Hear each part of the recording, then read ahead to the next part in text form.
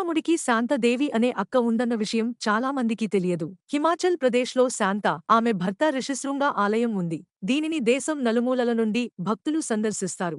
రామాయణం హిందువుల పవిత్ర గ్రంథాలలో ఒకటిగా భావించే ఇతిహాసం. ఈ ఇతిహాసానికి సంబంధించిన ఎన్నో కథలు చిన్నప్పటి నుంచి వింటూనే ఉన్నాం. రాముడు, సీత, లక్ష్మణుడు, రావణుడు, భరతుడు, దశరథుడు, కౌసల్య, శబరి ఇలా ఎన్నో పాత్రల గురించి తెలుసుకున్నాం. అయితే రామాయణంలో శాంత దేవి అనే పాత్ర ప్రస్తావన కూడా ఉంది. దీని గురించి మీరు ఎప్పుడైనా విన్నారా? శాంతా దేవి ఎవరు? ఆ ఇతిహాసానికి ఆమెకు సంబంధం ఏమిటి? మహారాజా దశరథుడు, రాణి కౌసల్య దంపతుల కుమార్తె శాంతదేవి. వీరికి రాముడు, లక్ష్మణుడు, భరతుడు, శత్రుఘ్నుడు అనే నలుగురు సంతానం. కాని చాలా మందికి అక్క కూడా ఉందనే విషయం తెలియదు. దేవి శాంత చాలా ఆశాజనకమైన మహిళ, ప్రతి రంగంలో పరిపూర్ణురాలు. ఆమెకు ప్రత్యేకమైన జ్ఞానం ఉంది. కథల ప్రకారం శాంత దేవిని దశరథ మహారాజు అంగదేశానికి చెందిన రోమపాద మహారాజుకు దత్తత ఇస్తాడు. ఒకసారి అంగదేశ రాజు రోమపాదుడు దశరథ మహారాజును కలవడానికి తన భార్యతో కలిసి అయోధ్యకు వచ్చాడు. అక్కడ తమ పిల్లలను చూసి తనకు పిల్లలు లేరని గుర్తు చేసుకుని ఆవేదన వ్యక్తం చేస్తాడు. వారి బాధను గ్రహించిన దశరథ మహారాజు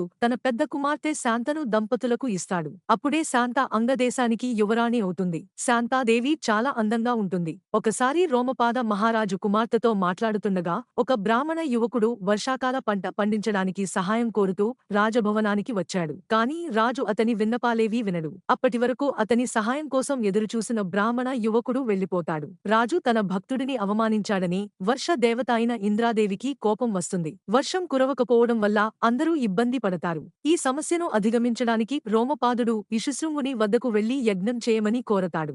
దేశంలో వర్షాలు కురిసి కరువు సమస్య తగ్గుతుంది. దీనితో సంతోషించిన రాజా రోమపాదుడు తన కుమార్తె దేవి శాంతను శృంగకు ఇచ్చి వివాహం జరిపిస్తాడు. నేటికీ హిమాచల్ ప్రదేశ్లోని కులులోని శృంగ ఋషి ఆలయంలో శ్రీరాముని అక్క శాంతాదేవిని పూజిస్తారు. ఈ ఆలయం కులు నుండి 50 కిలోమీటర్ల దూరంలో ఉంది. అక్కడ శాంతా దేవి విగ్రహం ఉంది.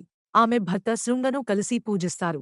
దేశం నలుమూలల నుంచి భక్తులు ఈ ఆలయానికి వస్తుంటారు. దసరా పండుగ సందర్భంగా ఈ ఆలయంలో ప్రత్యేక పూజలు నిర్వహిస్తారు.